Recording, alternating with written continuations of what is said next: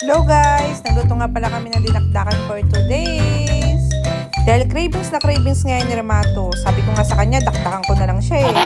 Charing! Kaninang umaga nga guys, sobrang lakas nga ng ulan.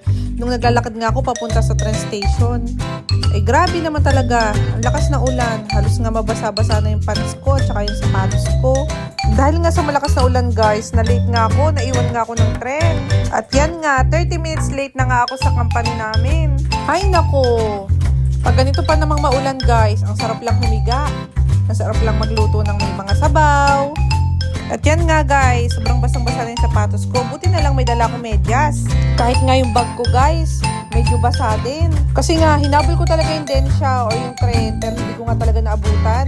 Kaya pangalawang tren na ako nakasakay. Buti na nga lang, dumating agad yung tren. Kaya 30 minutes lang ako na late. At nung pagdating ko nga sa mismong work namin, napansin nga pala ng Japanese na katrabaho ko na basang-basa yung pants ko. At naikwento pa nga niya na may bagyo nga daw ngayon kaya ang lakas ng ulan hanggang kinabukasan pa nga daw yan. At break time na nga pala namin yan guys, lunch break. At mga ilang oras nga lang din guys, uwian na.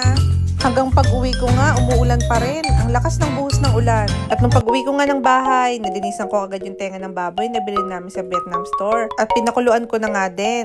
At pagtas ko nga pakuluan, inihaw na rin namin. Ang ganda nga ng ihawan dito guys sa Japan dahil nga lahat ng stove, lahat ng kalan, maihawan sa ilalim.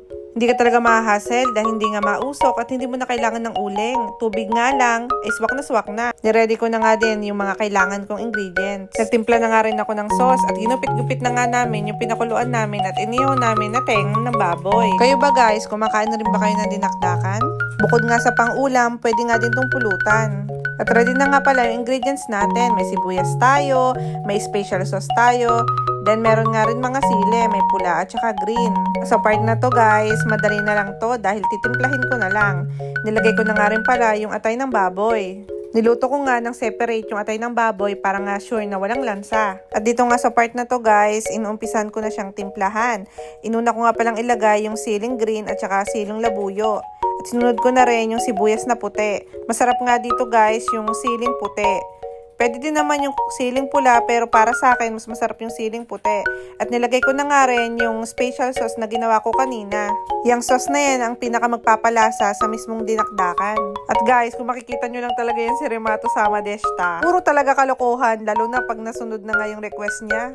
Kasi nga gustong gusto niya yung ulam na yan.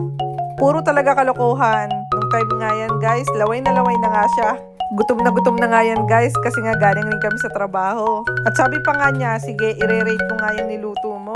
Guys, puro nga talaga yung kalokohan. Hindi ko nga alam kung ano yung rate niya. 10 ba yan o 0? Tawang-tawa nga ako sa kanya yan dahil hindi na makapagsalita. Dahil gutom na nga. Hindi ko nga mabilang kung ilang beses niya sinabi na sobrang sarap nga daw. Lagi ko nga daw ulit yung lutuin. Bukod nga kasi sa sisig, yan nga yung gusto niya. At yun lang naman guys for today. Thank you so much for watching. See you on my next vlog. Bye-bye!